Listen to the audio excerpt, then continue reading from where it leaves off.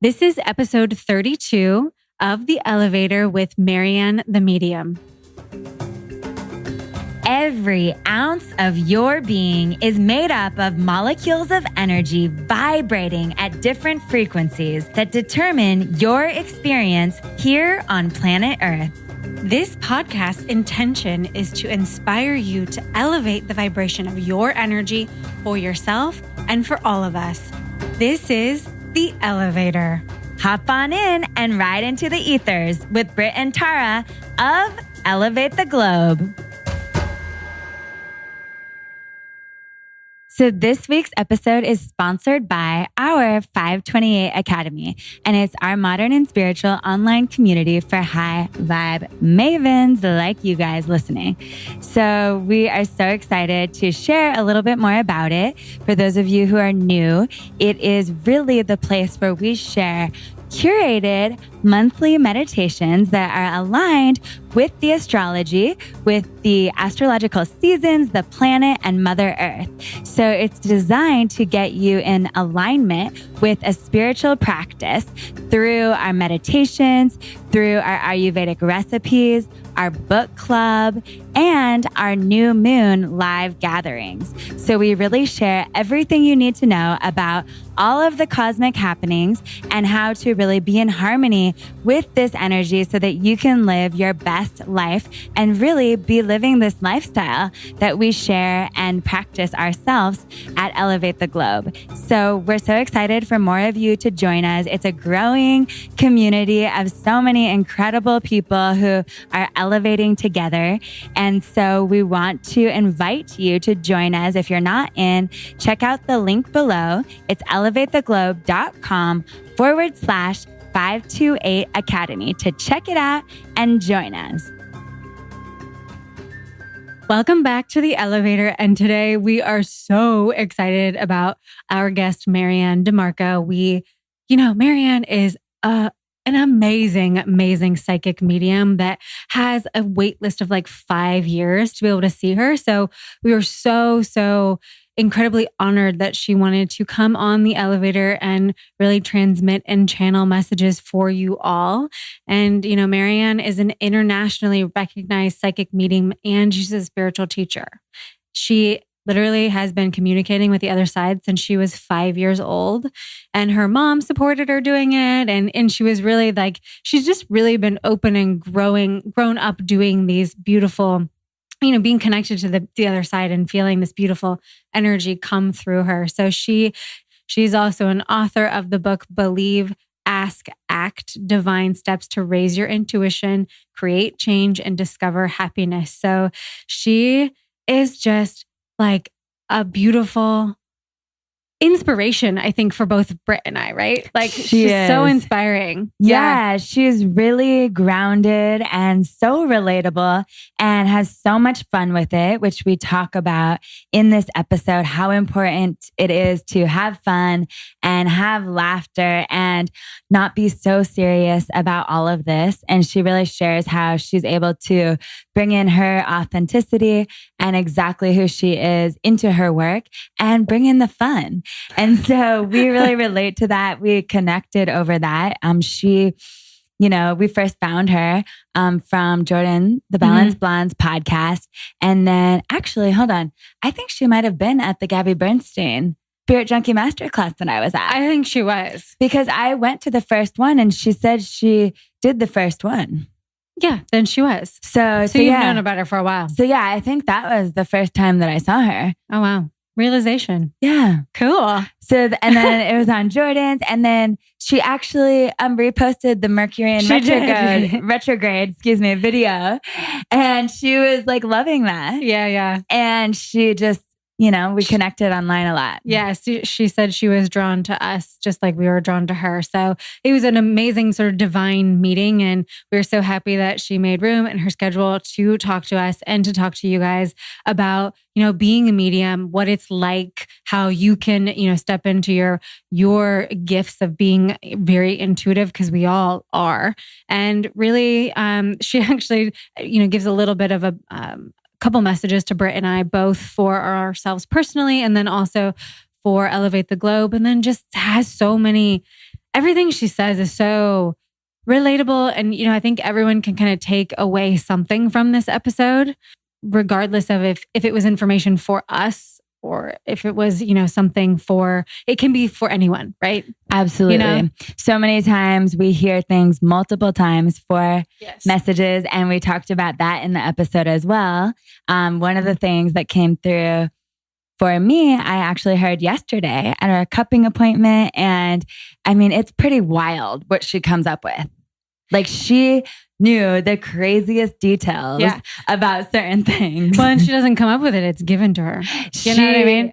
Well, yeah, it's delivered. She channels it. And it's incredibly beautiful how she uses her gifts to heal so many people and empower so many people to tap into their own gifts. And at the end, she even gives her what she's been downloading about the shift in the planet and the energy on the planet. So that was really cool. And she was like, I don't get to talk about this very often. So she was excited. And obviously so are we, because, we're over here trying to elevate the globe and make people feel their best selves. Yes. That was awesome. Yeah. I mean, everything really was pretty profound. And oh my gosh, I'm so excited for you guys to listen because this one blew my mind. It blew mine too. I'm like, woo! We talked to Maryann for a little bit afterwards. And we also just Britt and I kind of saw a lot between us both, kind of downloading what she had said in the body and kind of going, oh my God, this is what I'm seeing from that. It was just all these realizations and puzzle pieces start flooding together, after you talk to a psychic medium. And she also explains what literally being a medium is, what that actually means.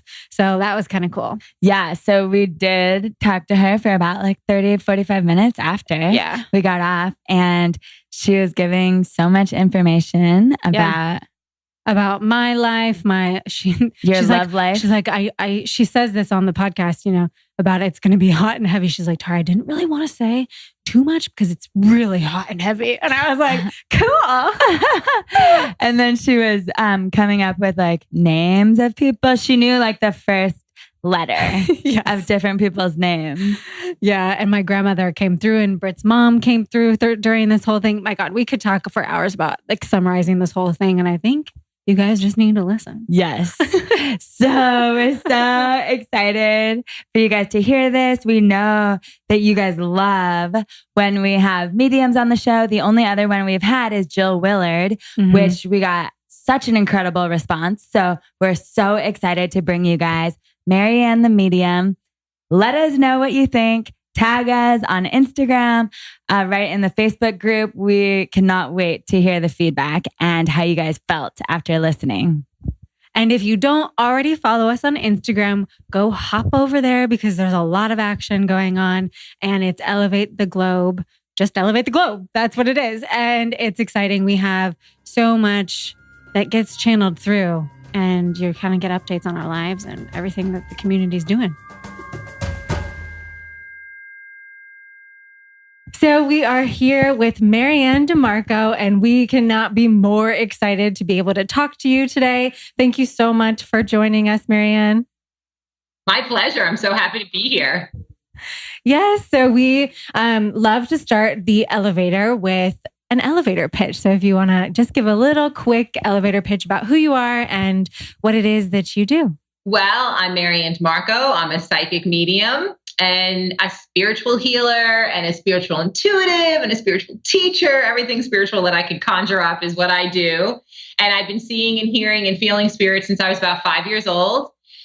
Grew up that way. And it was normal. My mom was just like, of course you see and hear spirit. It wasn't a big deal in our house. So when I got older, I went through my life. I lived a pretty normal life, so to speak. I don't know what reality that was, but I'm more woke than ever now. And once I woke up and realized what I was capable of doing and how I can serve others, I started doing it. And that's what I do. I do it full time. Wow. So was your mom did she call herself a medium or okay. I think she'd really like to. I always tell people, some parents, when you come home and you say to them, Mom, I'm going to be a doctor, I'm going to be a lawyer. They're like, oh, so proud. I came home and said, Mom, I'm a psychic medium. She's like, I think I'm going to cry. Like she was so excited. She couldn't believe it, you know? She really taught me. My mom is and was just really into the metaphysical. You know, just growing up, I was taught to meditate at a young age. I was going to meditation classes in 5 and 6 and 7 years old, really struggling and trying to search for my third eye. You know, I'm like, I know it's there. What is that? You know, I want to see colors. I want to see things. And I would do some chanting meditation. And I'm learning about higher levels of consciousness and different masters and different guides on the other side. And it was all just very normal. So she never practiced herself, but she taught me a lot. And she really still does really love to kind of delve into, you know, what else is out there. The reality. Oh, that's the real that's so cool to have that as like somebody in your family kind of holding that space for you. Yeah. You know, that's really incredible, especially because, you know, everyone has these gifts, but it's like not everyone gives themselves permission to use them. But it's so funny. Britt and I were talking about, we've actually read your whole story on your website specifically and heard you on multiple podcasts now, but we really connected both with kind of what your journey was and kind of how you've really opened up and how it happened almost pretty, like it was like a slow burn up until it happened like quickly for you. It really was. So interesting. Yeah. So it was like over 2 weeks, right? It was a very interesting time in my life. I had gone through a divorce. I had gone through very deep grief, death-wise, and grieving my marriage and raising my beautiful children. I had these young children, and I was so scared, you know. And what I started to do was really make a return to everything that I had learned as a child, because I had, you know, went into my teenage years and my 20s and I had forgotten, you know, I just sort of moved on. I always knew that I could still do it, but I didn't really tune in. And then I found myself really having to rely on a higher power and rely on a bigger faith. And that all of a sudden, when I accepted that, every door started to open up.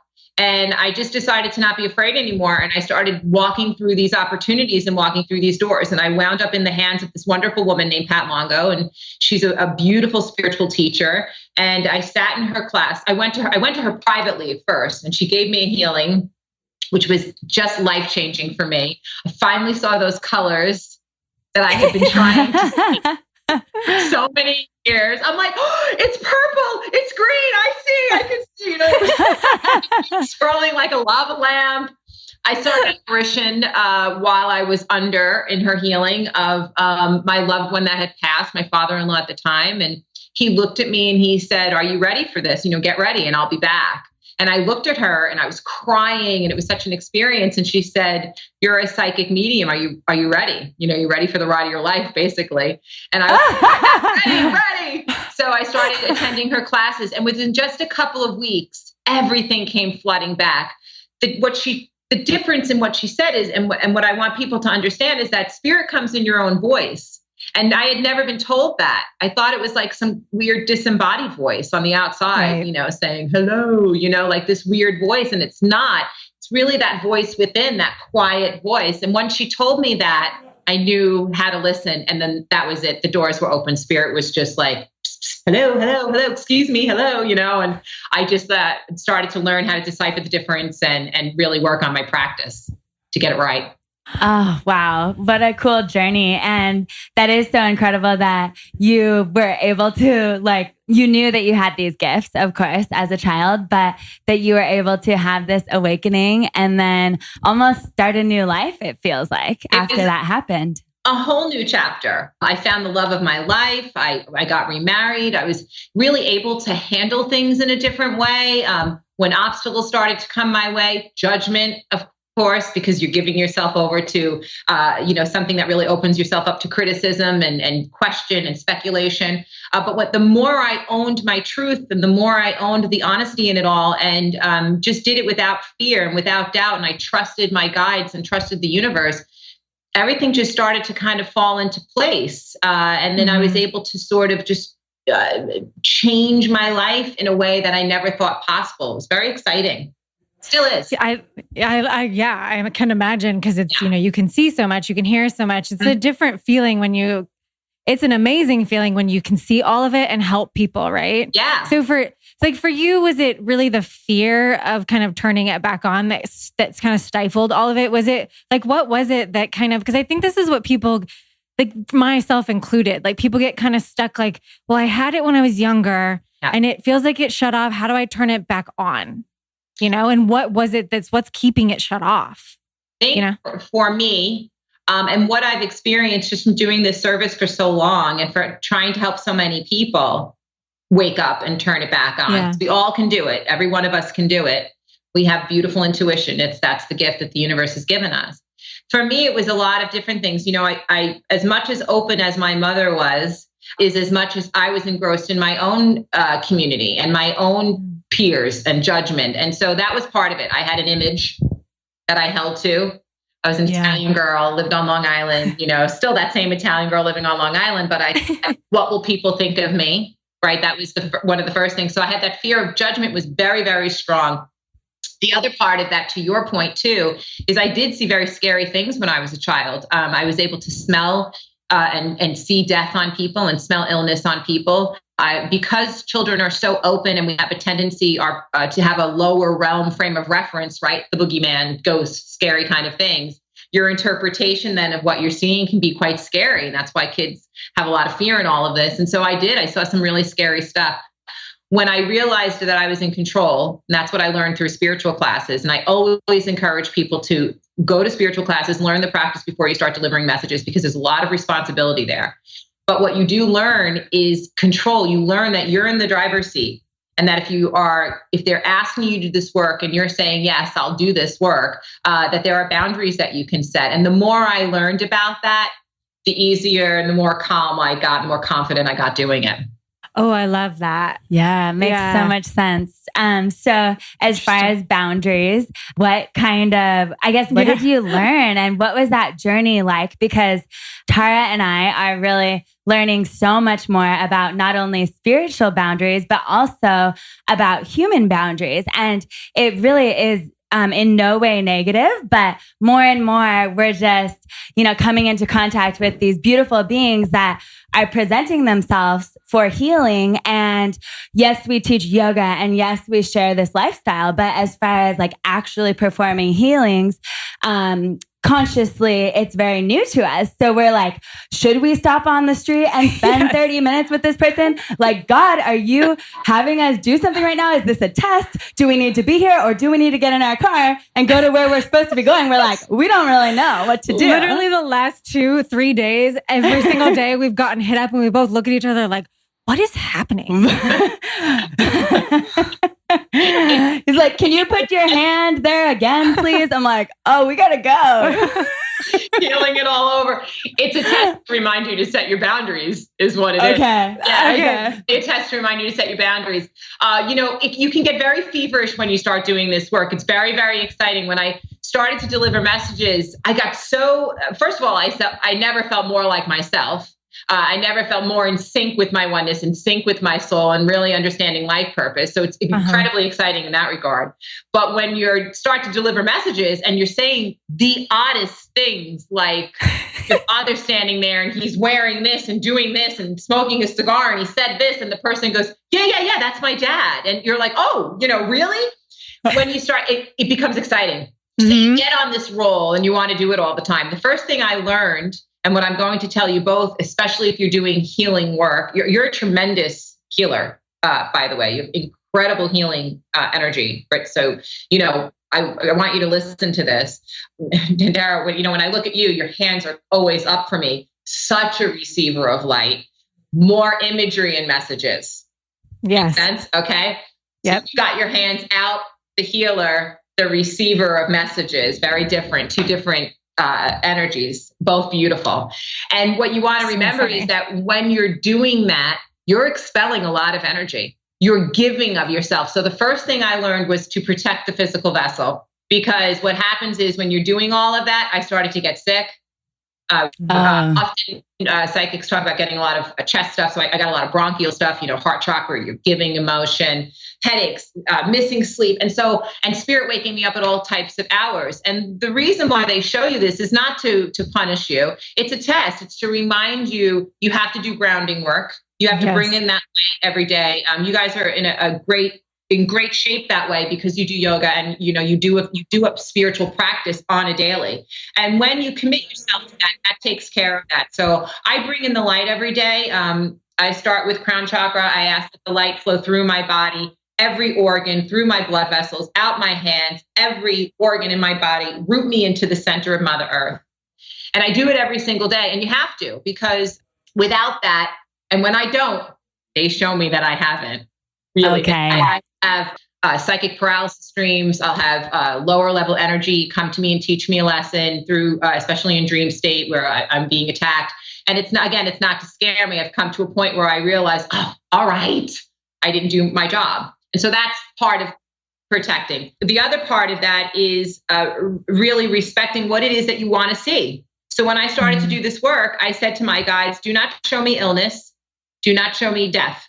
I don't want, because I get a lot of things in the body, and I don't have a medical background, but I get a lot of things. So when I'm looking at you, I automatically want to tell you, watch your shoulder. You have a tendency to extend it. Yep, that's you. Yep, you. On the left side? Okay. So I see, you see what I'm saying? And so I'll see that. I don't want to diagnose that. I don't want to say anything further than that, except for you to acknowledge what you have going on and make sure that you take care of it. And so I didn't want to start to see what I saw as a child. I saw a friend walk down the aisle in a wedding. She was gray, had a gray hue, and she passed the next day. So when I saw this work, I realized, I can see death. I don't want to. So you're in control. You sit with your guides just like anything else in meditative state. You can do it just having a conversation with them. You could do it in automatic writing. And you can say, I'm willing to see this. I'm not willing to see that. Or I'm willing to heal this. I don't want to heal that. To your point about being a healer, I don't do too much physical healing, but I will do spiritual balance healing. I'd be all up in your gut for Tara. All up in it. Yeah. It's all here. Yeah. Yeah. So I would be all up in there balancing your out. Right. So I'll do that, but I don't really want to do, I have a tumor, please shrink it. Or I have, there are people who did that very, very, very well. And so you have to kind of just play your role that you want it to be. So I have boundaries now with guides. They're not to interrupt me while I'm out with my family. They're not to, can you guys still see me? Oh yeah, you froze. I don't want to be woken up in the middle of the night. Mm-hmm. The only ones who get through are children. Oh, interesting. When children want my attention. Okay. Yeah.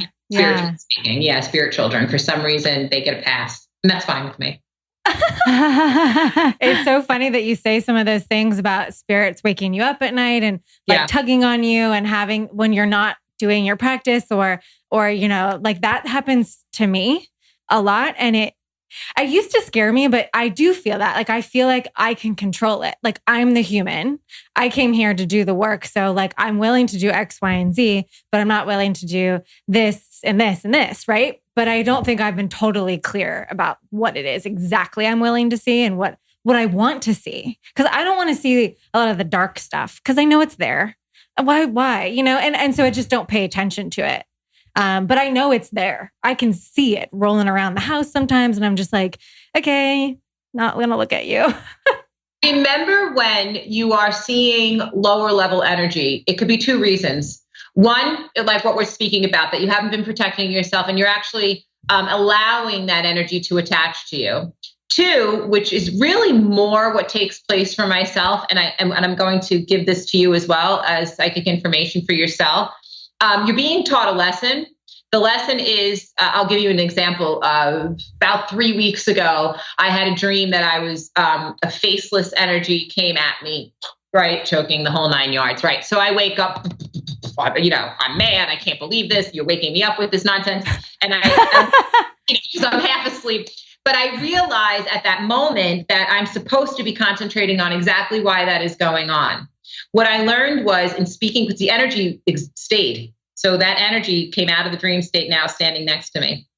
And I looked and I was like, well, what am I supposed to be learning from this? I know it sounds crazy, but this is my life. So I just say, I like it. No, I like it. But I want to understand the lesson in it.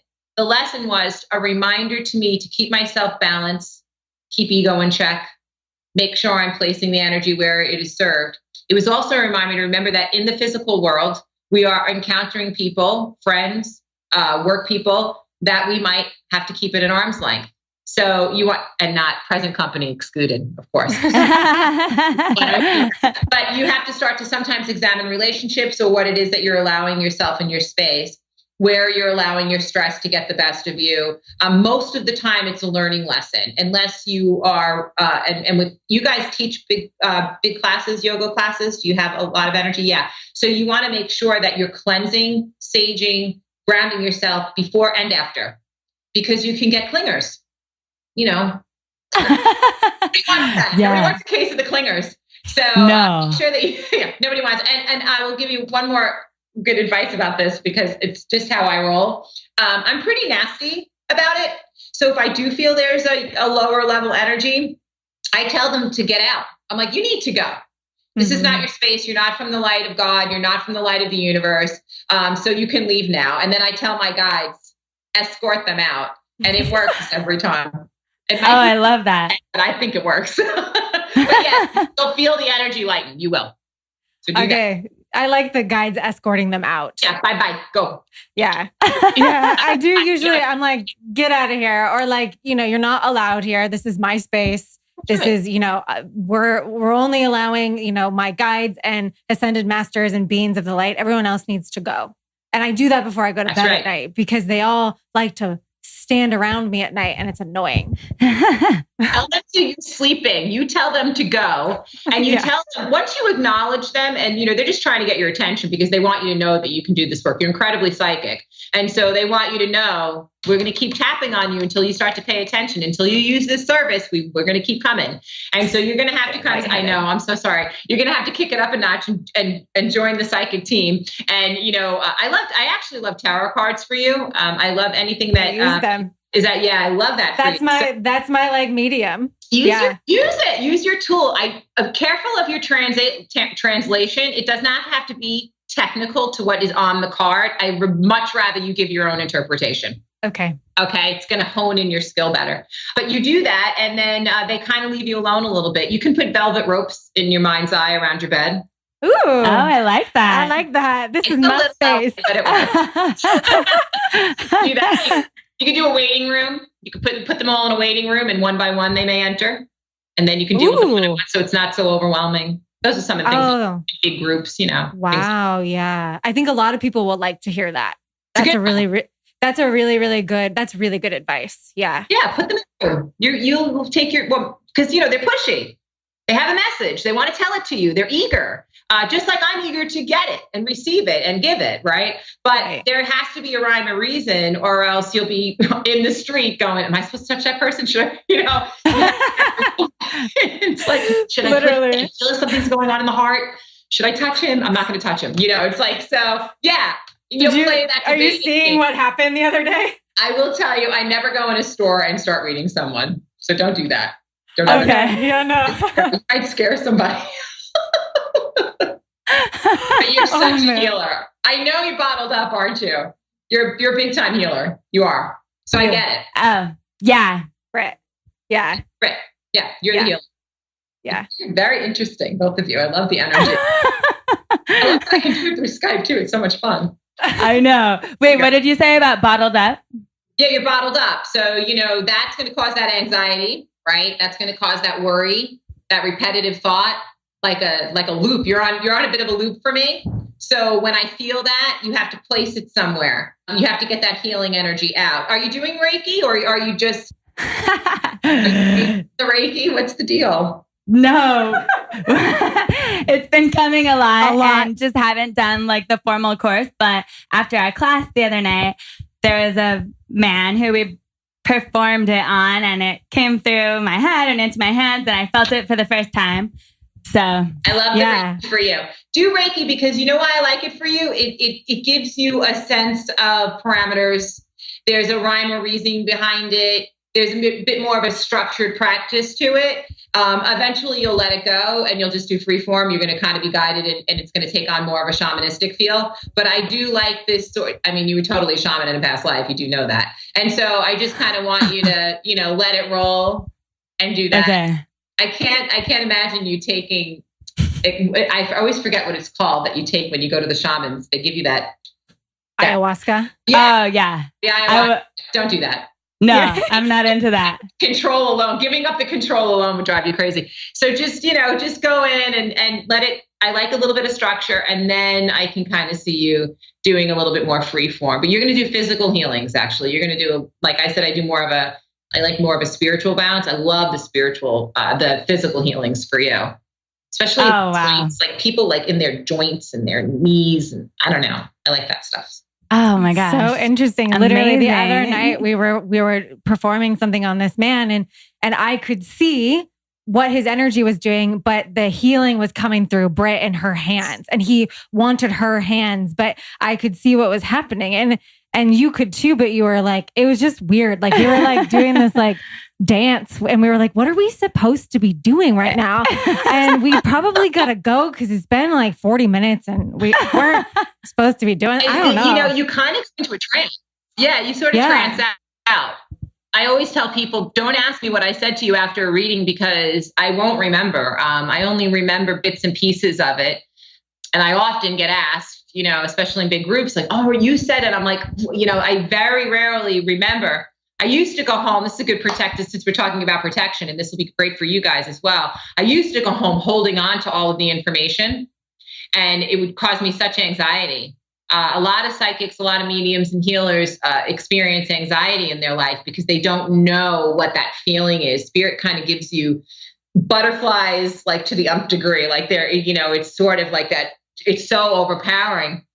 I never felt it because my mom, every time I said to her, grandma came to me in a dream and we had a conversation, she was like, yeah, of course you did. It was never sort of placed away. So I was able to express it. I only started getting anxiety when I had to do readings, when I started going to class, because Spirit would be in the car with me, wanting to talk to me. And so you'll always have that.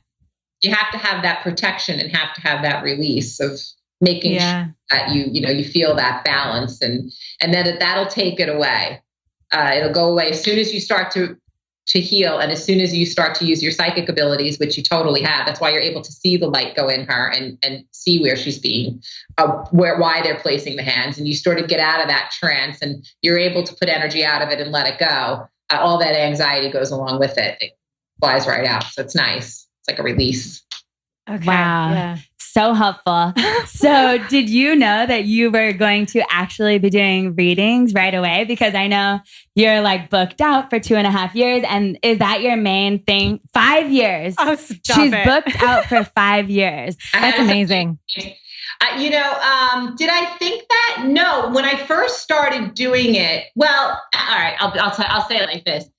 Before I did this work, I was in retail. I did retail management and business and human resources and operations for, big retail stores. So I was used to kind of always looking for the next up. When you're in that industry, you're always, the pace is like this, and you're sort of used to moving up a level. Then I had kids, and I full force. I stayed home with my kids, and like I was full into that. So everything was, I joined the PTA. I was on the board of the school, so I've always kind of been upping it. I just kind of expected to go that way. I'm pretty laid back though. You would think that makes me kind of sounds like this, crazy driven person. I'm really not. I'm very much like a homebody and sort of laid back, but just sort of works out that way. So when I started doing this work, I don't know that it would have settled with me to just kind of have it be, I would have been happy doing it. I never expected to stay in one way. So word of mouth started happening, and I started getting a lot of phone calls, and then a book, they wanted me to write a book, and that came up. And then so it was like 1 year to 2 years. And then now it's 5, and I had to stop taking names, and that's okay. So I try to get big groups. And now my biggest thing is like the customer service within me. So I want to like get to as many people as I can and make it okay. Trying not to be the pleaser, trying to be the giver, not the pleaser, be the giver, all that kind of stuff. So it's a great balance, and I love it. But no, I don't know that I ever, I expected to do okay, but not this. This is like, oh my goodness. Did this all kind of happen after you wrote your book?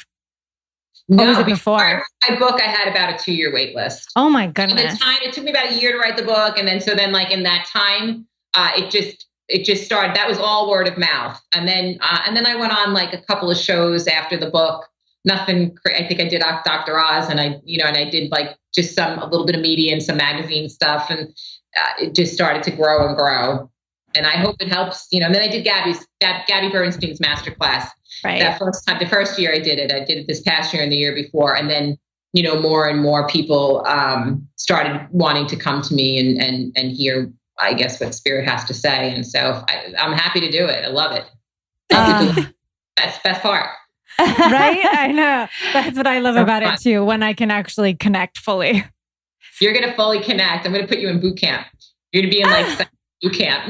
I know. I want to be, because I can visualize my life with Spirit in the backseat talking to me, but I just, I don't know if I'm blocking it or what it is, but it's like, it's right there. It's just a matter of like fully pulling it in and letting it stay. I'll go through periods of time in my life where it's very strong, and then periods of time where I am bottled up and I can't hear. You just have to, I'm going to give you your word. Your word is going to be trust. Yeah. You have to trust. Yeah. And when you trust them, you are in the best care ever. No one will take better care of you than your guides and your higher masters and the angels that are around you. No one. They have my back all the time. Anytime I am overworked, they will cancel appointments. Anytime I am not feeling well, they will make sure that I take care of it right away. They will warn me prior. Sometimes I listen, sometimes I don't. But it's true. Anytime I hear a no in my career, not going to happen right now, not going to happen right now, I have learned to set ego aside and I trust their timing. And trust is a really big thing. We learn to not trust. You probably were about 13 or 14 years old when you learned to not trust. Yep. Correct? And we live with that. And if you can change that up and change that DNA part of yourself, and because it's a little redundant lifetime after lifetime for you, when you can let that go and not have it be part of your foundation and you just learn from it instead, all of a sudden you have the breakthrough. But trust is not an easy one, so I won't be hard on you because of it. It's a tough one. Forgiveness. It is. Yeah. Trust. Yes. Forgiveness for me. It's forgiveness. Forgiveness and trust. You've done a really good job at forgiveness, I have to say, of self, most of all. Thank you. Yeah, good job, forgiveness of self. It's nice because it's hard work. And once you'll get another word at some point. The words always keep coming, but they're part of the learning process. And they're, of course, a part of why we're here. And so every time you trust, you're going to just open up more and more, Tara. It'll just keep happening and happening. And then you'll feel that flow will be much more consistent. Yeah. Yeah. So important. Oh, wow. So for our listeners and for anybody who is like wanting to start to connect with their guides and starting to trust and really live in that alignment and that co-creation, what would you share with them as ways they can get started? I'll share my book. I'll share what I wrote down. Yeah, because when I started doing this work, I found it before I started doing this work, I should say, I tried to find books that would teach me how to do it. And then I never found anything that really worked for me. And then when I started taking classes, people were asking me, how do you do it? How do you do it? How do you do it? And so I'll just give you the title of the book, which is Believe, Ask, Act. So if you believe in a higher power, anything, whatever it is that you want to be, that has positivity behind it, and that is for the greater good of all concerned, right? And has light, white light, whatever it is that you want. I don't care what you call it. And then you ask the right questions. And that could be in journaling. It can be in meditative state. It can be in what your meditation is. So if it's taking a walk or doing art or listening to music, whatever it is that you find cathartic, if you have trouble getting into a meditative state, you can always start there. It could just be in a conscious breath moment. I am breathing in, I am breathing out, right? And then you can ask a question and you receive that answer and without question, because you have this blind faith that goes on. The belief part is that blind faith. And then you act on what they tell you to do without fear and without hesitation. And when you do that, you start to make that connection more and more. You hone in on your intuition, allowing fear and doubt to get out of the way. It's not as easy as it sounds. So I'll give them. I know. It's not easy.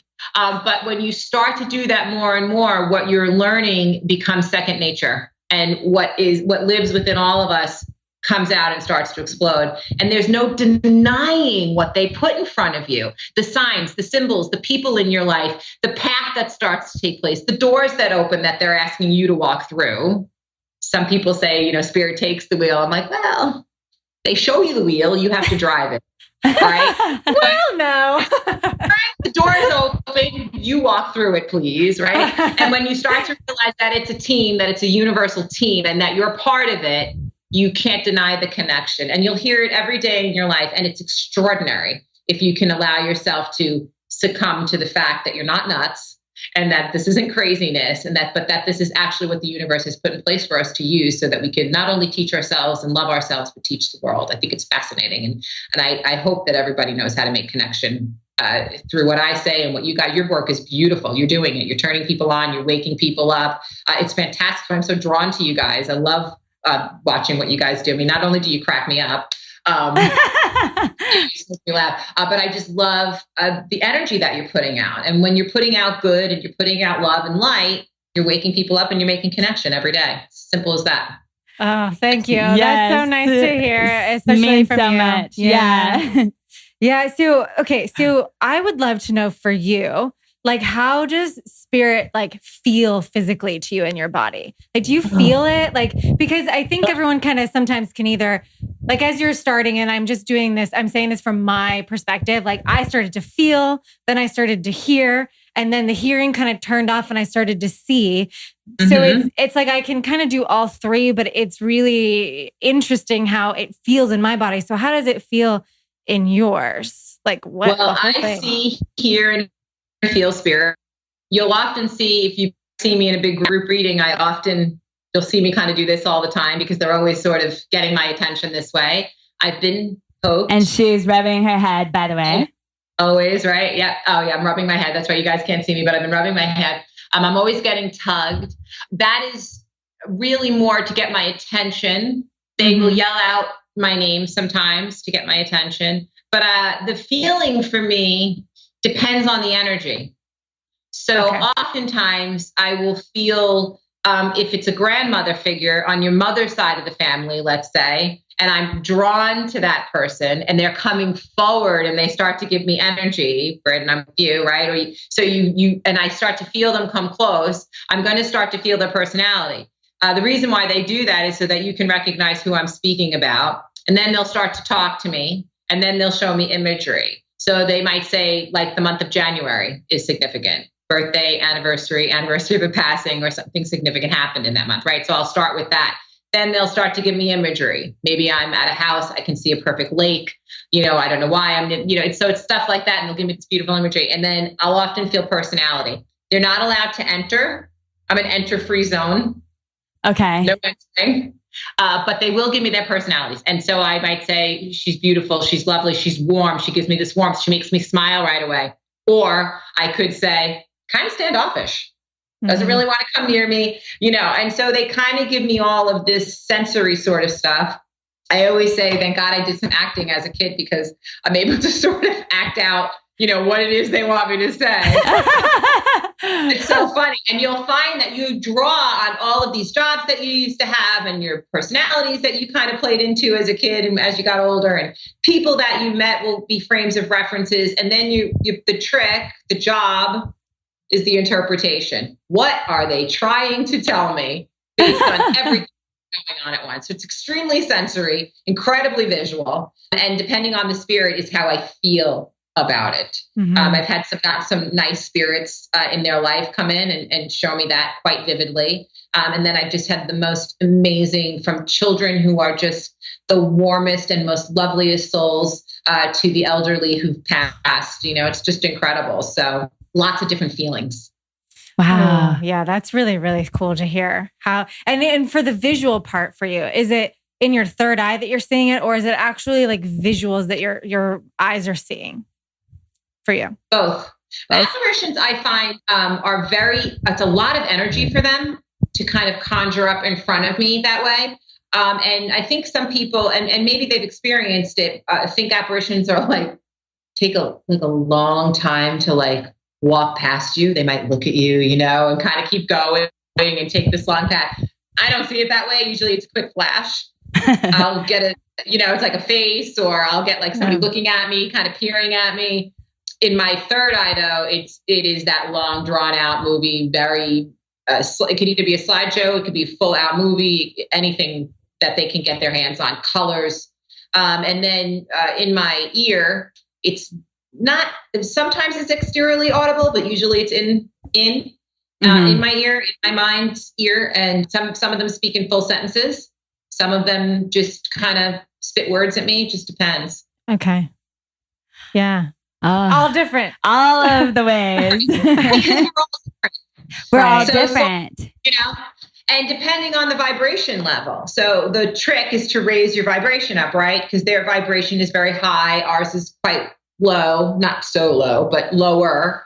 And the trick is to kind of raise, and they lower themselves a little, and they meet me in the middle. That's why they were called mediums. James Pog taught me that. And so you want to try and do that. So sometimes depending, and at the same time, you're adjusting your vibration to the person that you're reading or the person that you're healing. So it's a little bit of a trick tuning into like a radio frequency and trying to get as little static as you can. It's basically what it is. And so sometimes, especially if you're Tara, so if you're not hearing anything and you're expecting to hear something, adjust your frequency. You might have to lower the vibration a little bit or raise the vibration a little bit. People ask me how to do that. And on a daily basis, if you want to keep your vibration high, you want to think positive and do positive things and think with love and speak in great terms. When I'm reading somebody, honestly, it's very hard for me to describe how to do it. I just can feel it go up and down. I don't know how else. And it took me a long time to figure that out. And then you just attune to it. Yes. That makes sense. Wow. Yeah. Okay. I know we're obviously so aligned with you. I love how you speak about vibration, and it's something that we love talking about and learning about and sharing. And so, I mean, it's just kind of funny to me as I'm sitting here listening, because it was in Gabby Bernstein's masterclass that I first really connected with my mom only 1 week after she passed. And I felt her pick me up. And she delivered a message that she can love me more now than she ever could before. And it gave me so much peace. And so I'm just putting all the pieces together, basically. And it's just so nice that you're in front of us right now, because you're connected with the masterclass, and now you're sharing how you connect. And I don't know, I just had a moment right now. I know, it's really... I'm so glad. I'm glad that I picked up on mother energy around you. Because your grandmother passed though on mother's side of the family as well? No, my grandmother is here. Yours is, okay. And the way everything you said was her. Okay, good. She passed in January. Reference. Okay, yeah. So that's she passed in January. So interesting. Yeah. So when she's totally like, I want to hug her. And your mom, for me, so like when I'm reading her energy come towards me, she's quite bold. She comes barreling at me, and almost like boom, boom, boom, boom, boom, boom, like wanting my attention. She told you to take the ponytail out of your hair. She wants to see your hair flow down right now. Oh my gosh, I'll just take it out. I'm like, I'm gonna listen. She's like making it, wear it down. And she is also talking about the fact that she has learned how to receive the light, and that when in life, she closes her hands for me. So I don't know how much she was really able to receive while here. Make sense? Yes. Okay. And the fogginess in the way she thought. Not enough clarity there. You understand that? Yes, that is true. So, but when she gets to that spiritual realm, and this is great for anyone who has had a passing the way that your mom has passed, and the relationship is so interesting because we have to learn a lot from it about communication, true communication, and what we're allowing ourselves to receive and hold on to, right? What you can let go of now. What they do is they have a better understanding of kind of what went awry, kind of their decision making, how their mind thought, how their mind process was. And the two souls quite different for me. So your grandmother, very true to herself, saying whatever, spoke her truth, not a filter about her. Did it in a loving way, but I like a little, how can I describe it? Brutal honesty for me is something that I'm very comfortable with. but she fracks it in a pretty bow. And so you can't really get too mad at her about it. You know what I'm saying? She kind of walk away going, was it insulting or did she love me just then? I know. Yeah. Right?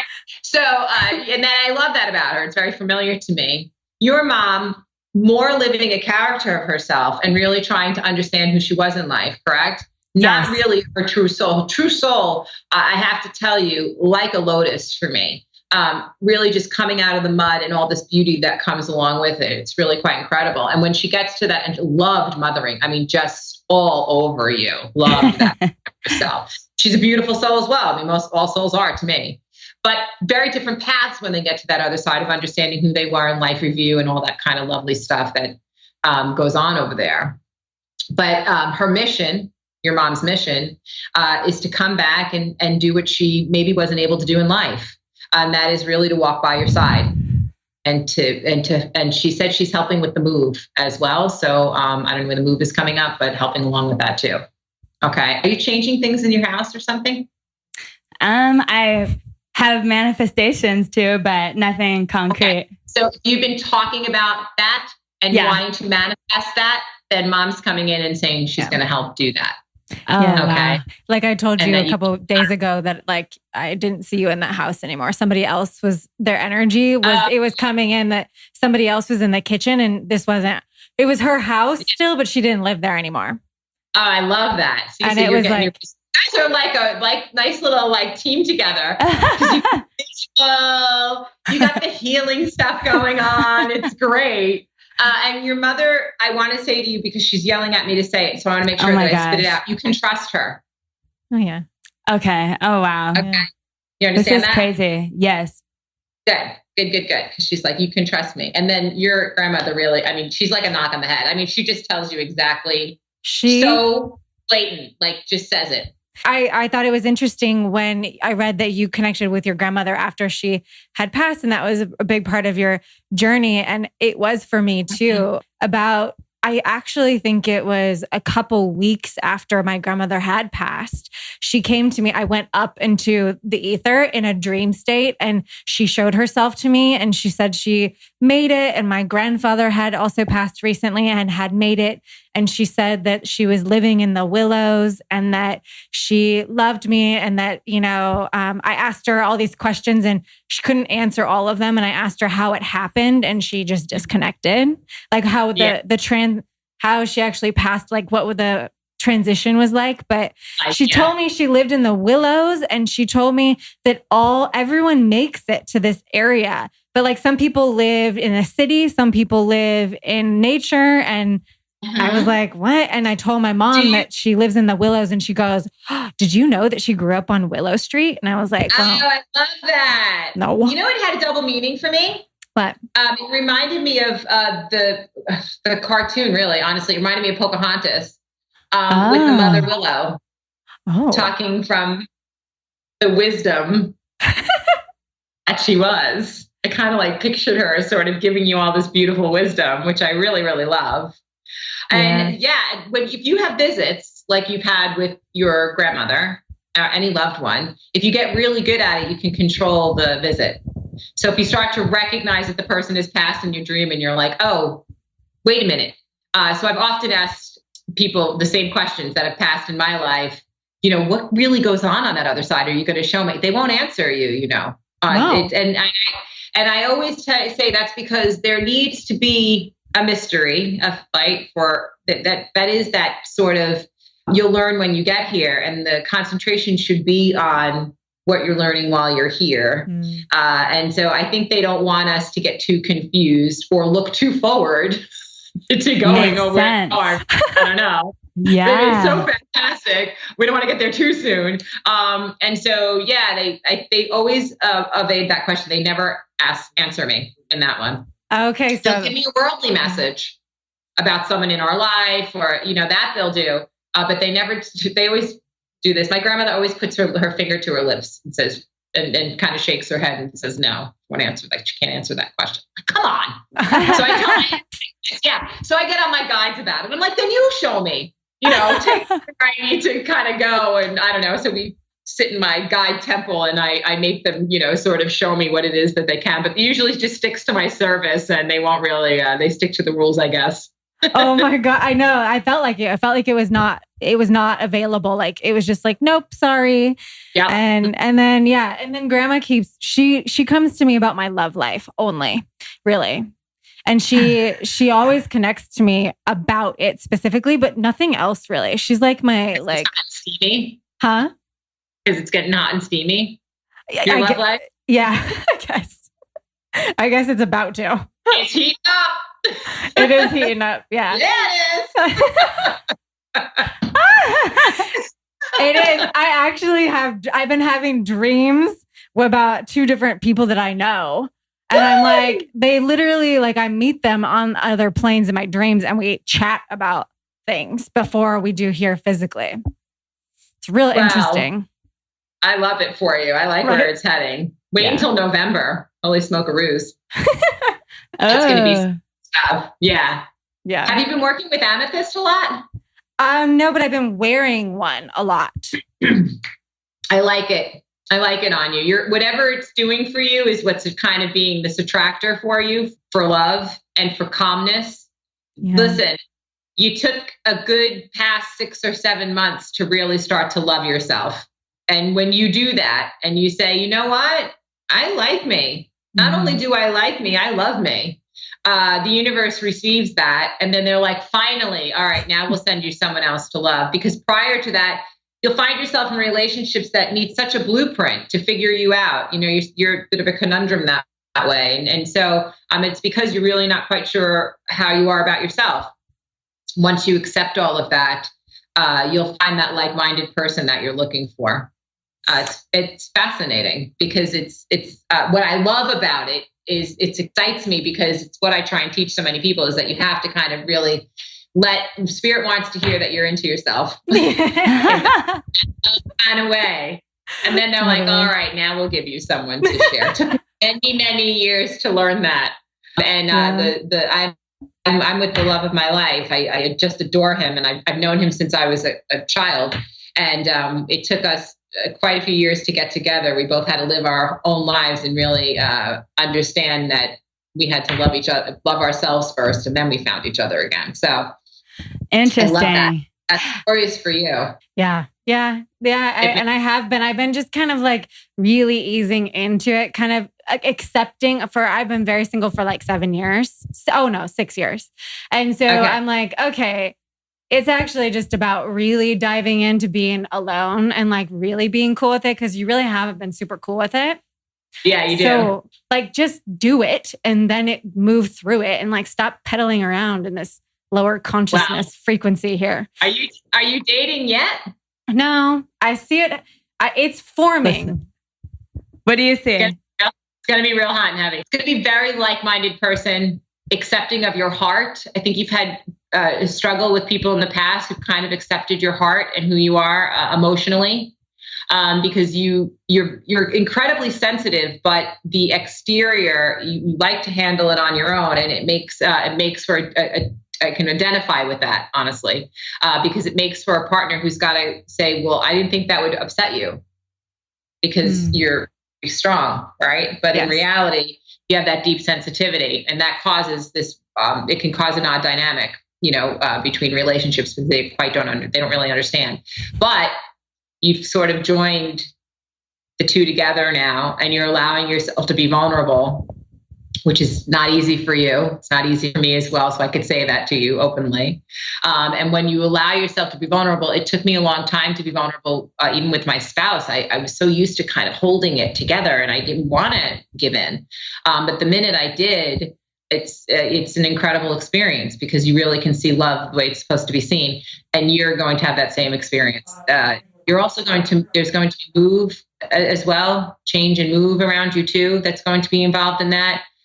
I love a sunrise for you, but I like a sunset better to do manifestation. There's something about completion of a day that works better for you. And so I want you to start putting that thought into your sunset meditation or whatever it may be, or just receiving of the imagery of a sunset. And then you're going to find that love. And I love November. I just like the idea of the fall it's fall in New York. I don't know what goes on in LA, but you get fall. That changing of the season, that feeling for you, you get like a whole rejuve. Maybe you come to New York, experience the change of the leaves. Yes. Oh my gosh. Oh, I love it. I hope that makes sense. Because I love travel for you. Travel is part of this. Yes. So, you've been kind of denying it a little bit or ignoring it a little bit, but you are meant to be an explorer. Yeah. You are meant to kind of get out there. So give in a little bit and ever so slightly, nothing too global.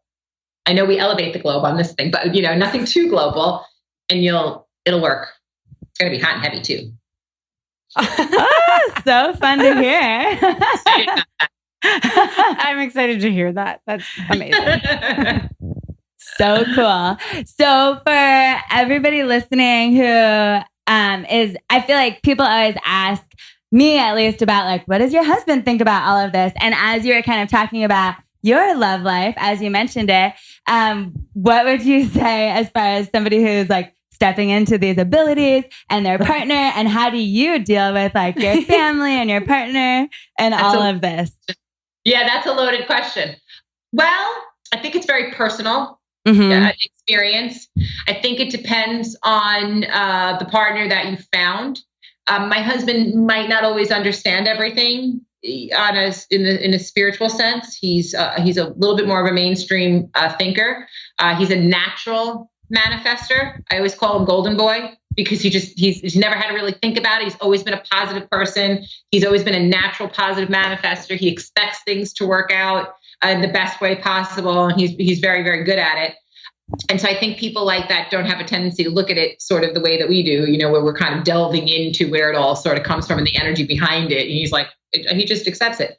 But when you are with somebody who really respects who you are at your core and what you're trying to do in your life, or what you're choosing to do or existing to do, whatever word you'd like to use, that to me creates a balance that can't be denied in a relationship. And so does he always agree with how I go about things or what I'm doing career-wise or spiritually? I put myself out there, there's exposure, there's all kinds of things that maybe not his favorite, but he respects it. And so I think you just have to find that partner that might not always understand it, but gets a kick out of it, because you have to have a little with spirituality. Yeah.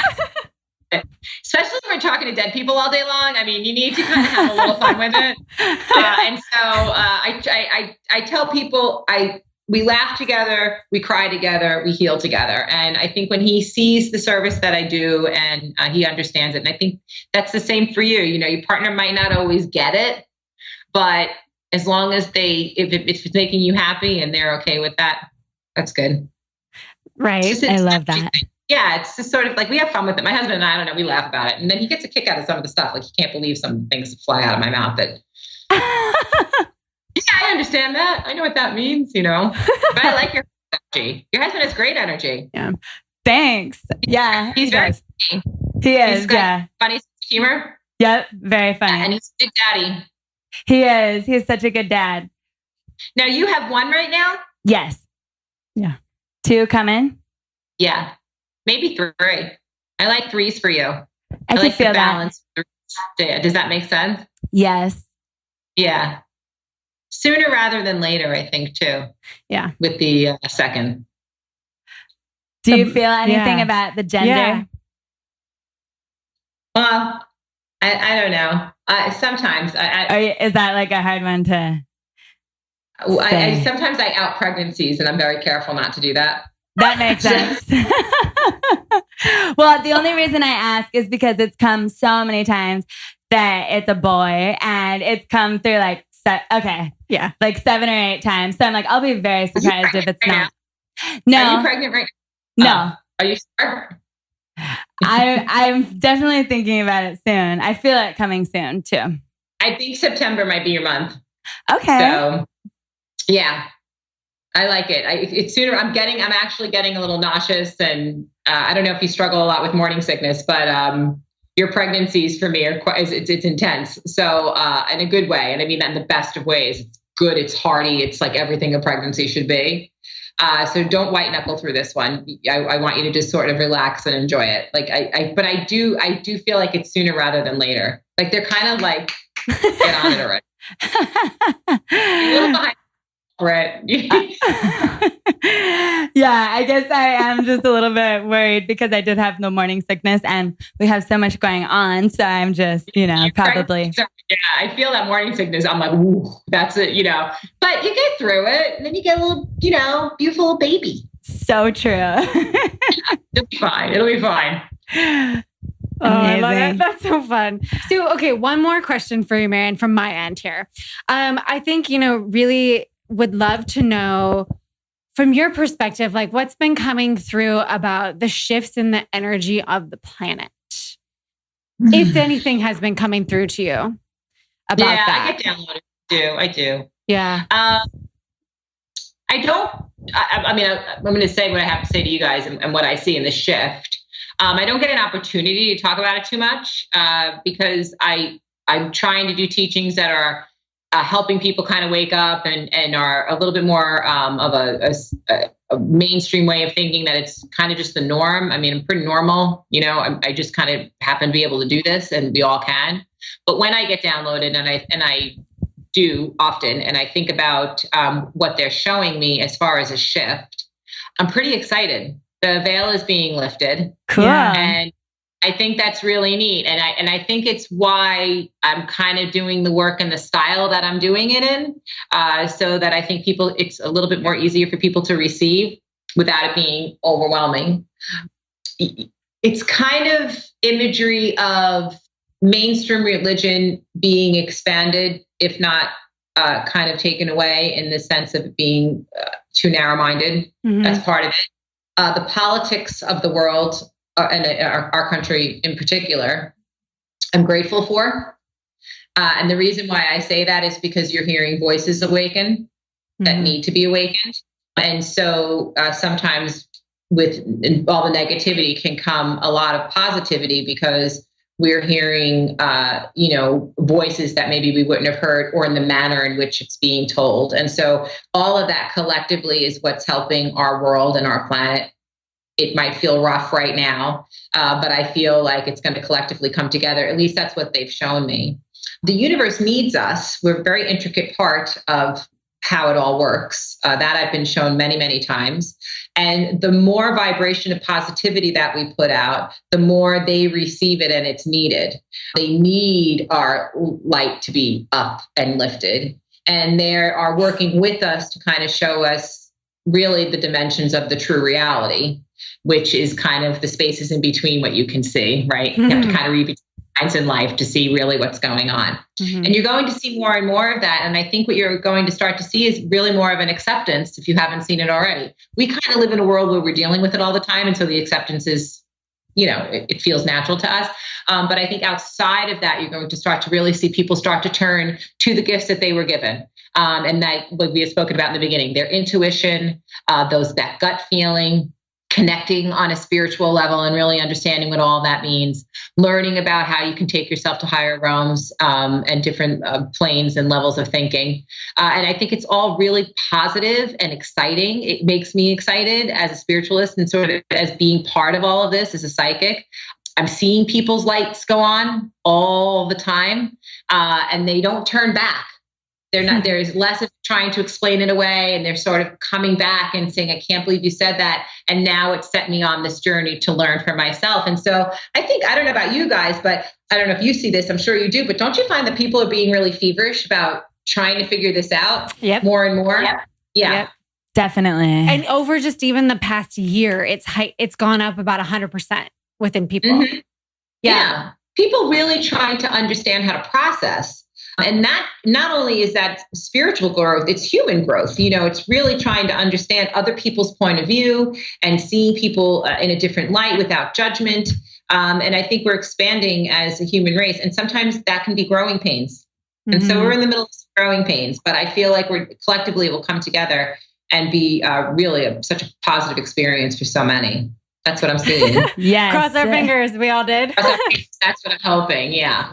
Oh, I love that. I love that we could, you can have the space to talk about it here because we would love, we are all about really looking at the collective and seeing how we're all doing, because within us both, we do feel like this is a huge deal that we're all here on the planet right now. And people are really waking up. And in that way, they're just really waking up to their own gifts, their own, connection to the spiritual world, but also the earth too. I feel like people are really remembering like the love for the earth that we kind of like displaced for a while and like just kind of forgot about. We're here. Yeah. We are on this realm. I know we talk about being spiritual beings, having an earthly experience or worldly experience, but we are here. And so we might as well embrace that experience while we're here. We are here for a reason. And so if you can marry the two and embrace our beautiful earth and why we're here and have gratitude for it. And then remember that underneath the vessel, we are pure light. We are full of pure light. That is really what we look like and what we own.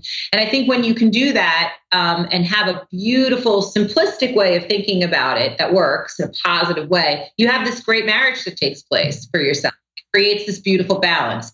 Mind, body, soul balance is a real thing. The more you connect to that and you understand that when you're out of whack, you have to make sure that you start to level out. You must pay attention. It creates this great vibration, and we're all sort of learning in this. It's big school, isn't it? Right. And so we're all kind of learning together, and then hopefully able to take that on with us when we transition and we move on. You hope you wrote everything down, you're passing your test, and you're learning what you were supposed to learn. And when you can do that, you're taking the past life stuff and you're trying to finally putting it to bed. I mean, everything that we're told, when you're learning about this type of stuff, and you move on. But really, for me, it's been a lot about just being kind, patient, and compassionate, and kind of just giving out as much love as I can. Not to say I don't get mad, not to say I don't have a judgment. I mean, everybody does, but you can kind of turn it around quicker. I think it helps the vibration as well. And I think more and more people are seeing that. Yeah. I love that. Yeah. I love how positive you are about it. And you are so relatable and real, but also so connected, of course. And it is so important, I think, for all of us to bring in the fun and the laughter and the light to the spirituality and to this life here. Because like you said, like they don't really want us to know that much about after, and we don't really need to dive too much into the past because we're here now, and that's what we're supposed to be doing. You have to laugh.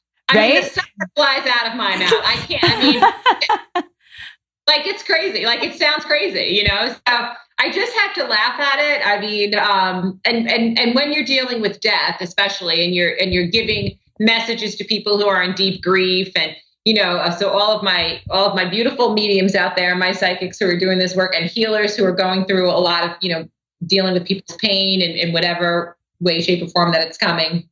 Physically, mentally, emotionally, whatever it is that you're looking to heal, or you're struggling yourself in your own personal experience, and you're trying to make that connection. If you could do it with a little laughter and a little compassion for yourself. I had one person say to me once, that she didn't understand why I kind of would make it humorous, and I thought, well, it's got to be, doesn't it?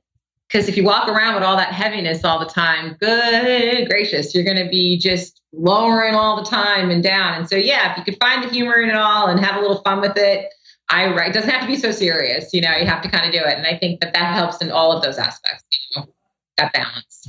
Exactly. Yep. Does not have to be so serious. That's it. We're good. Everybody likes a little bit. It's just spirit. It's not that big of a deal. Yeah. Oh, okay. You're not haunting us.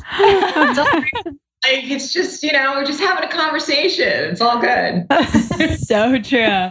But it's pretty crazy to me, just everything like that you picked up on in our conversation. Even what you said about my mom and her asking me to trust her is so funny, because yesterday, or 2 days ago, actually, but yesterday I said it out loud. 2 days ago, she told me that she was a manifesting generator, because we've been learning about human design.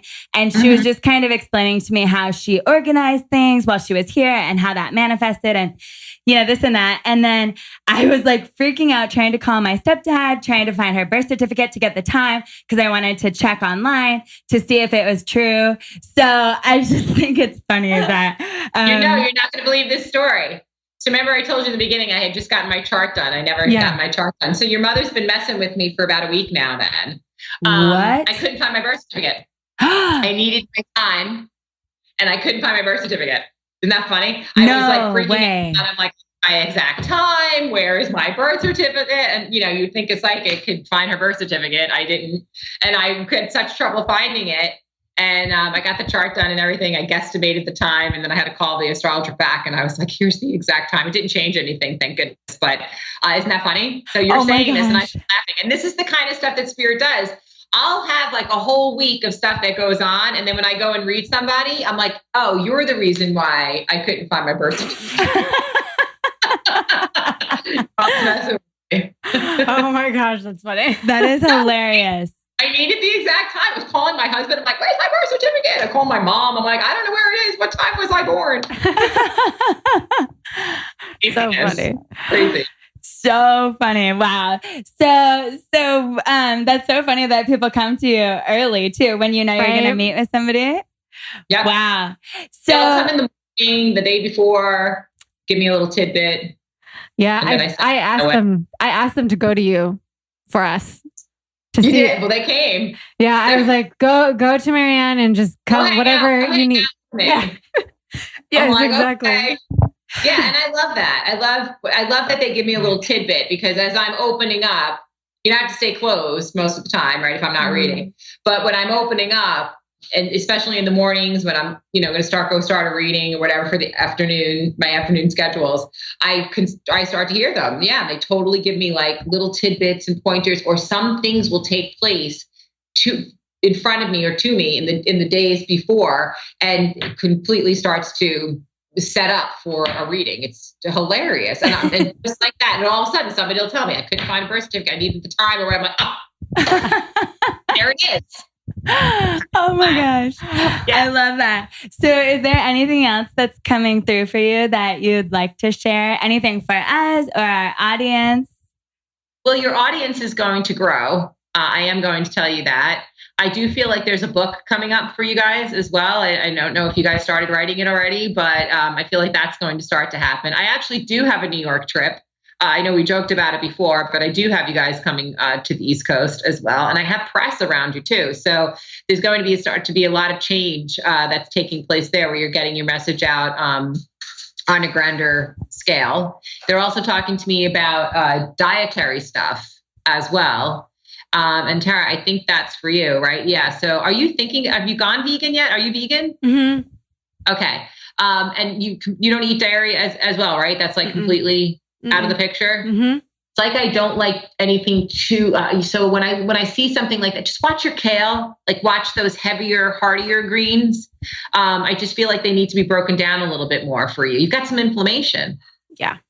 Yeah. So, turmeric, I love me some turmeric for inflammation. I love it. When I don't have it, I like freak out. My husband and I like scramble for the last turmeric in our house. I'm like, turmeric? Turmeric over there. I need some turmeric. You have some? Yeah. Like, so they're showing me that for you, but a lot of ginger. Your digestion for me is giving me the angst. So, but that'll balance out. Did you start the acupuncture yet? We just went yesterday.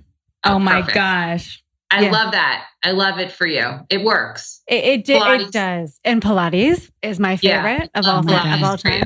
Yeah. I've been telling Britt, I'm like, I'm going to probably quit our gym and find a Pilates studio, because it's the best thing for my body. It works better for you. Yeah. You tighten up, so I like anything that elongates, I do. Why are they making fun of your warrior pose? I don't know whose warrior pose they're making fun of, but somebody's making fun of somebody in warrior pose. Is that you? I don't know. Is there a funny joke about that? No, I mean, then maybe it's because I've been doing that kind of yoga, like trying to make it Pilates, and it's not. And it's not happening. Okay. It's not happening. And they're like, what are you doing? It has to be something like that. That must be what it is. I do like you looking over the water though.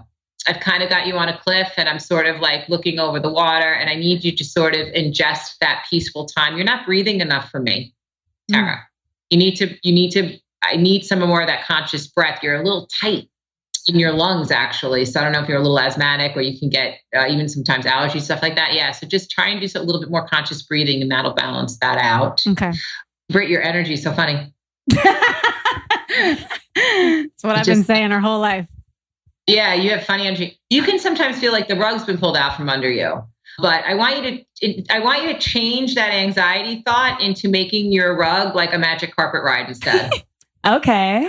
Ooh, a magic carpet. I like that. Yeah. Can I come? So instead of it being like stressful change, it's an exciting adventure.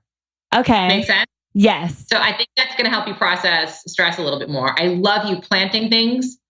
I like anything that puts you in the earth. I like so wholeheartedly. Like if you didn't have a teepee, I can't believe you don't have like a teepee in your yard. I Like, do. you should have a teepee. I have you do? one.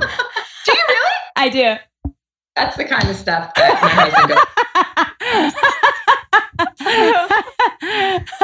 does. Listen, honey, she does. She really does have a teepee in her yard. He's around. Can you believe that? That's crazy. Do you do meditation in there? Do you do like hot meditation in there? No. Don't sweat yourself out. I don't like anything. I don't like hot yoga for you. Oh, interesting. Okay. Well, we did a sweat lodge recently, but the acupuncturist yesterday said the same thing. She's like, don't do hot yoga. Okay. Yeah. So double confirmation. Okay. So remember, when you're sitting with the psychic, this is good for your friends, for everybody who's listening. When you're sitting with the psychic, you're sitting with a medium and they're repeating what you just heard from somebody else, right? Mm-hmm. It's double confirmation from spirit. Okay. So if you just heard this yesterday, I don't like it for you. It expels way too much energy. You don't need to sweat that much. You get easily dehydrated. I like electrolytes in you. Like you need to be drinking like some smart water or something because you need the stuff that like puts it all back. You can run low on energy for me. B complex is important for you. So I do like you putting in the B because your immune system for me can really get stripped. Do you get a lot of nasal stuff, ask? I do like the nausea oil. It's like a lot of throat sometimes stuff. Yeah. So it's all, so I like that. You know, you can manuka honey up and all that kind of stuff if you like too. I enjoy that. Your daughter is, you have a daughter, right? Yes. Yeah, she's clairvoyant. She's Oh. a clairvoyant. Oh, wow. So you'll probably hear her talk about seeing fairies and light things and look, the little flying things are back or, they'll manifest themselves as something that's adorable, for her to view. And is she reading yet? She's starting to talk a lot and she loves books. Yeah, she's going to be kind of an avid reader for me. Her imagination for me is quite broad and you're going to be a little confused with her because she'll always bring it back to a centered way of thinking. Like she'll allow herself to go and then she'll rationalize the thought, so you'll keep always bringing her back to sort of more of expansion, a little like her father that way. She recenters in the thought. So she'll let herself dream and then recenters. Music, very important for your whole family. Music's like super important. Wow. Okay. Who sings? Does somebody sing or play an instrument? Oh my gosh. Well, I always got messages that she was going to sing, but I still didn't know. So yeah, super. It's very, very important. There's somebody on your husband's side of the family. His dad. That has musical background or something. Yeah. His dad is very musically inclined. Beautiful musician and singer. There's something about stringed instruments for him that I like a lot. So, anything that has like orchestra type of feel to me. I like the way that sounds around him and I love it for your daughter. It opens her up spiritually. So you'll see her wanting to sing a lot and maybe playing an instrument, definitely playing an instrument. But she's so unique. She's very unique. She'll always be a very unique thinker. She's an in charge kind of. She's going to be an in charge kind of girl, like a woman. Like she's definitely going to be in charge. I love it. Great balance on all of it. Very good balance. You guys do good. You do a lot of balance work. The difference between the two of you, if I have to give you your obstacles to work on, Tara, it would be that word that we worked on before, trust. Right. And also you can lead with, you're working on this. So you're like in the middle of not leading from fear and doubt. It's getting better. So I love that. And Britt, you can be up in your mind a little too much. Your physical mind takes over the spiritual mind. And so start to let that go. Just a tad. If you have if you have a vision, you don't always have to dissect the vision. Just accept the vision and do more of the interpretation of why you're seeing it, not where it came from. Okay. Necessarily. Okay. And just sort of get the cerebral mind out of there a little bit and allow your spiritual mind to take over. Oh, I love that. So helpful.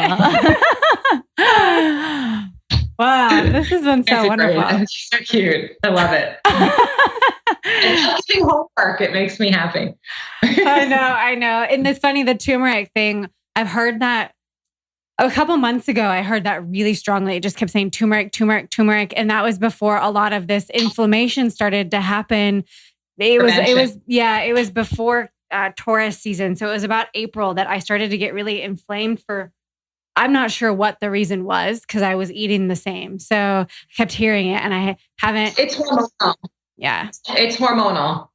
Yeah. So kind of all up in your carriage, so to speak. I don't care. And when I'm up in there, you got some inflammation, that's where, and anytime I start to see acupuncture needles go in there, that's always about controlling the inflammation hormonally.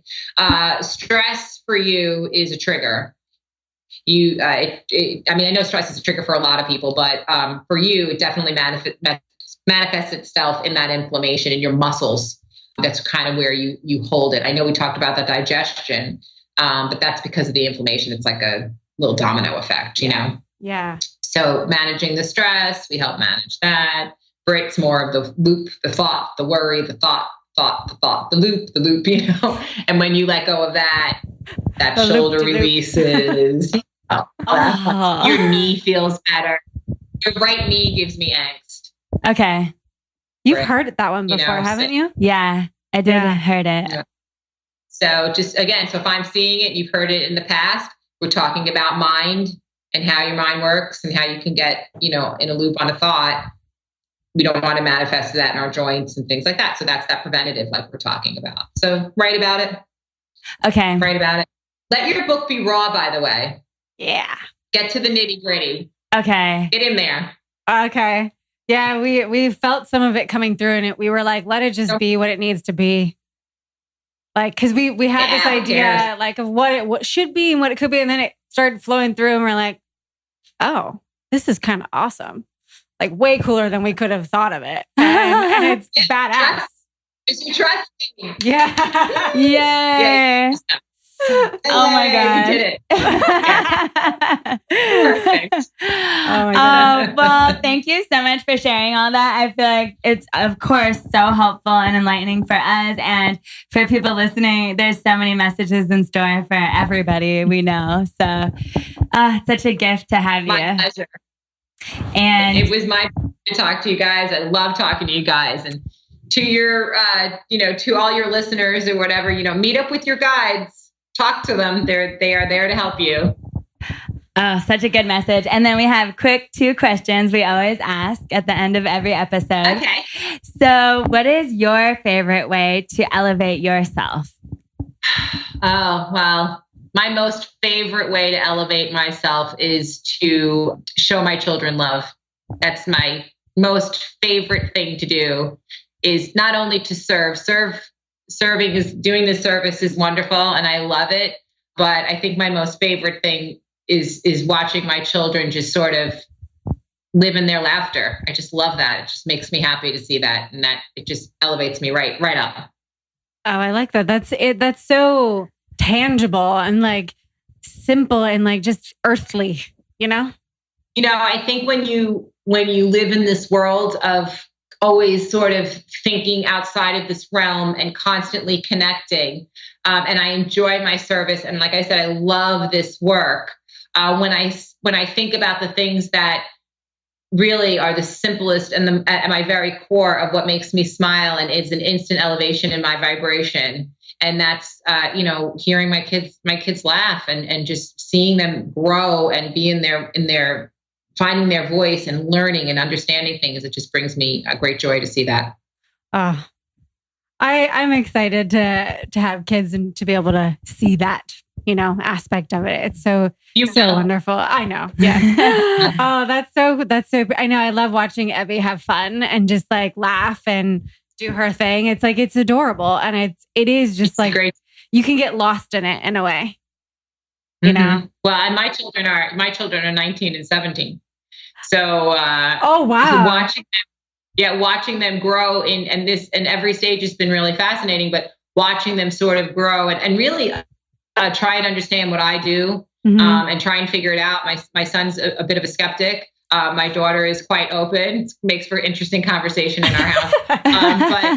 And just seeing them find their voice and understand their own light and give that to others and be kind humans. I take a great pleasure in watching all of that. So yeah, it's good stuff.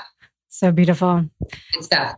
So our last question is, if you had one thing that you were going to say to the world. So, we've talked about all these wonderful things and wonderful messages that you have, but if there was one thing that you could leave the whole world with, what would that be? What piece of advice or what message? Usually I channel those answers and they have a tendency to change. Okay. You can channel it. Yeah.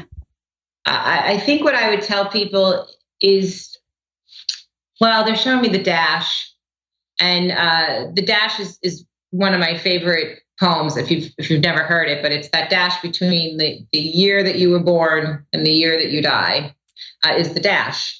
And so, what are you choosing to do in between that? And I think what I would tell people at this point, in this moment, we have a wonderful opportunity to create incredible positivity within our dash. And that if you are willing to accept the light for not only for yourself, but you're willing to give it to others in whatever capacity that may be, you will find that your magic will unfold in every aspect and in every area of your life. And so I would hope that people would take the time to find that love and find that light and joy in their lives, create that magic and share it with others, because it truly elevates us as a human species. And I think it's just one of the most important things that we can not only do for ourselves, but that we can give the world. Love it. Wow. The dash. The dash. Dash. Do things with your dash. Do With your dash. Yeah. Oh my gosh. Dash. You gotta make that a quote. Do things with your dash. Yeah, sure. Do it. Do it. Bumper sticker. I don't think people do bumper stickers anymore, but yeah, it needs to be somewhere. Hashtag. Yes. Right? Do this. I love do things with your dash. Oh my God. And then we know our audience is going to love, if they haven't already, to connect with you even more. So what's the best way for them to find you? You can go to my website at www.maryannthemedium.com. You can also find me on Instagram at Maryann the Medium, and you can find me on Facebook at Maryann the Medium as well. And please follow me on Insta and Facebook and share messages with me. I would love that. Amazing. And get your book. Yes. Yeah, it's a book too. I always forget about my book. Believe, Ask is the name of the book. Is Believe, Ask, Act, and it is available at Amazon. I love so you it. can still get it. Thank you so much for being here and channeling all of this for us, and just, showing up for the audience and everyone that needs to hear you. So we really appreciate it. For absolute joy. This was so much fun, really, by far one of my favorite interviews. So I love it. It was so much fun to do. Thank you so much, Maryann. So good to hear. We love you. Thank you. Thanks, guys. Love you. Bye. Love you guys. Love you too. Bye. Okay.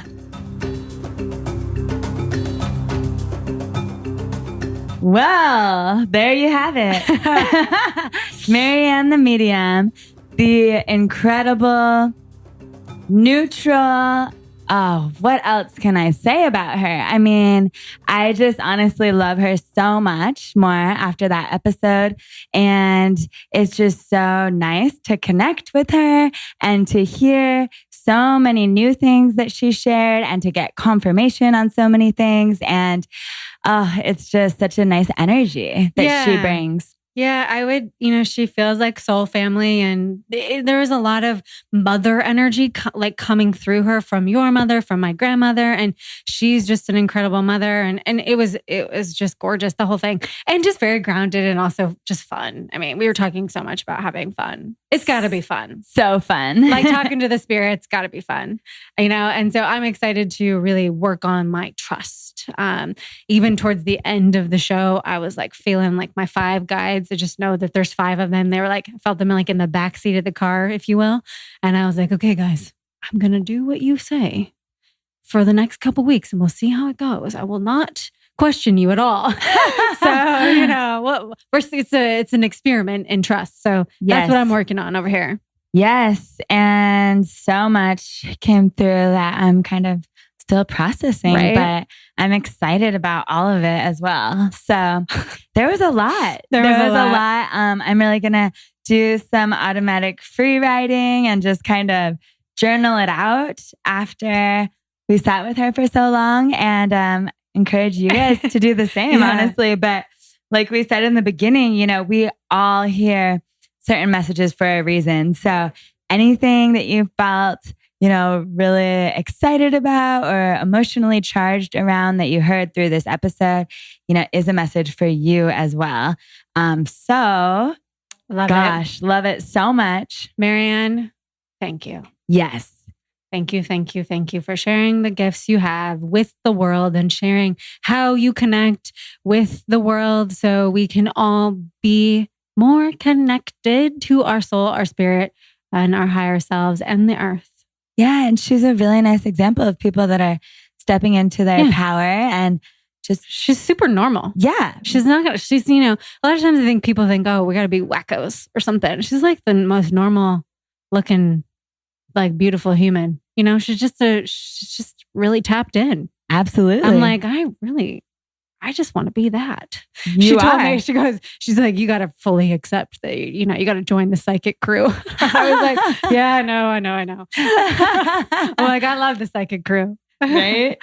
Anyway. So much great stuff in today's episode. We love you all so much. Thank you so much for listening. It's time for Lobby Talk.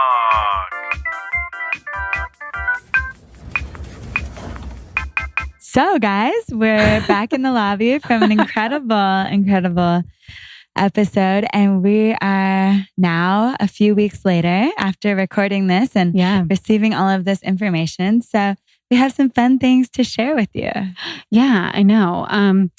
I have been really, really honing in.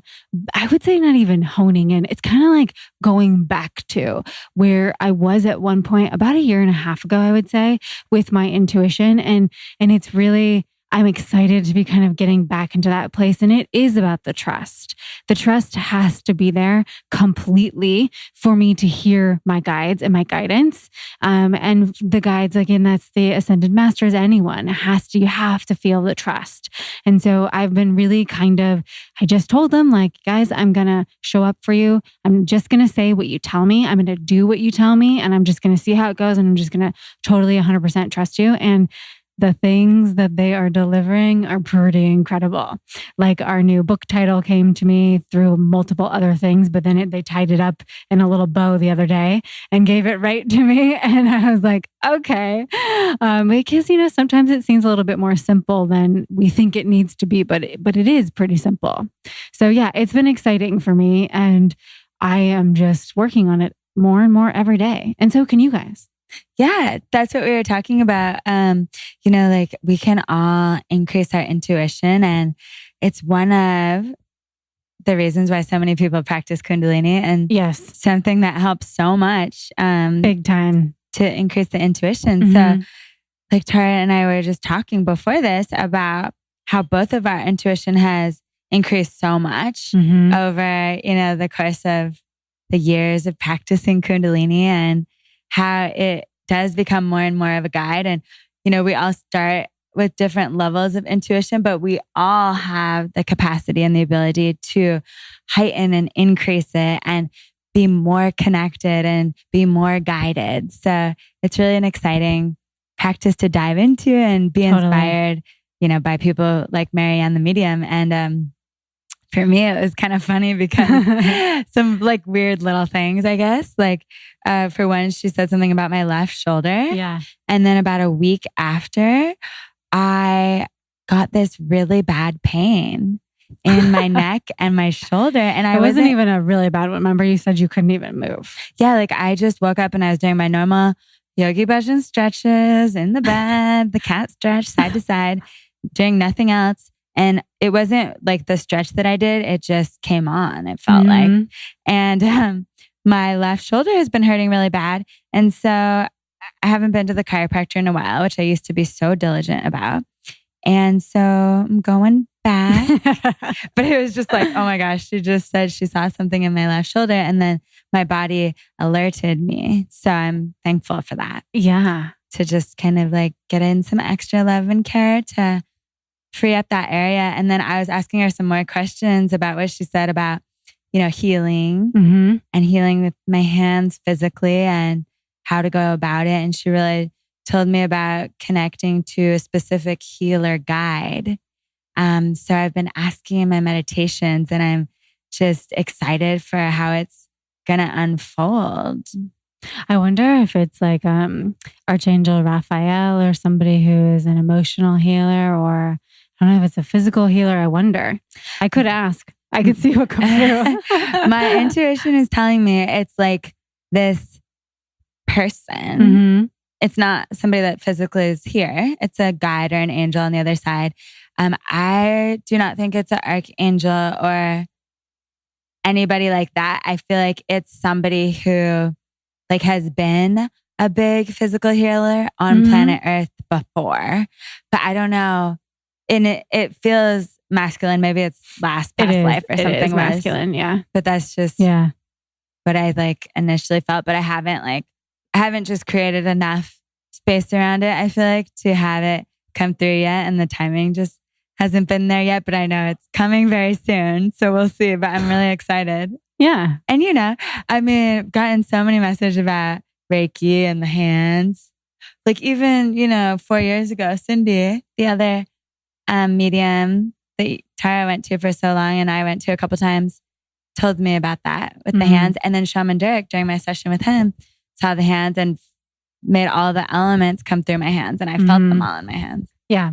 So we hope that was a fun update to hear a couple of weeks after, again, that we talked to MaryAnn, and we'll continue to update you guys on this journey that we're on. But we wanted to get into a Q&A because we're still on the Q&A train for the last couple of weeks. And this time we wanted to answer a question that's actually been floating around in our communities quite a bit from many different people. And as people are really meditating a lot in our Rise Up community, and they are doing our Magic Morning Ritual, and people are participating in our 528 Academy and all of the meditations there, it is a natural progression that we're seeing within a lot of the communities that people are really into doing Kundalini teacher training. And a lot of people have actually already gone through trainings in the last year or so. And there's been a lot of questions of like, where did we train? So both Britt and I actually trained here in Los Angeles, and my teacher was Hari Jivan and Tej and Guru Jagat and Guru Joss. So they kind of all teach together, and they, Hari Jivan and Tej specifically, really studied under Yogi Bhajan for a long time. So the lineage there was very close to the master who brought it here to the West. And so I felt really, really wonderful and good about training with them, and just the knowledge that you get from it and the experience that you get from the trainings is just, it sort of expands you. You kind of have a deeper experience of the self. You don't even have to become a teacher if you don't want to. You're obviously going to be certified, but it's really more of an in-depth experience of yourself. So it's so cool to watch all these people doing it. But Britt also trained here as well. Yes. So I trained here in LA at Yoga West with Guru Singh as the master teacher. And there was also Guru Don as a very high master teacher. And Guru Singh is studied directly under Yogi Bhajan. He is an incredible angelic being. And it was the most blissful and incredible, one of the most blissful and incredible times of my life. Satdev Veer Singh, who we've had on the podcast, was my group leader. But yeah, it was such a good experience. And, so many people go through Kundalini teacher trainings and don't ever end up actually teaching a yoga class. Mm-hmm. But it is so much about a self-transformation and self-discovery. So it's so incredible. And then, you become a teacher with your every word, your every interaction. You can teach somebody a Kriya, meditation, wherever you go, whatever you're doing. And you just have a very deep understanding of the practice. So we highly recommend training, if you can, with a master teacher who trained with Yogi Bhajan. And we highly recommend 3HO as, working with a KRI certified 3HO training program, which is all, has the green light of Yogi Bhajan's teachings. So thank you guys so much for listening this week. And we hope you loved that episode just as much as we loved to participate in it. And if you haven't already, we'd love for you to subscribe, rate, and review the podcast, especially this episode. And take a screenshot of your review and send it to the elevator at elevatetheglobe.com. And we'll send you our magic morning checklist, which is full of Kundalini goodness and magic. So with that, may the pure light within you guide your way on. Sat Nam.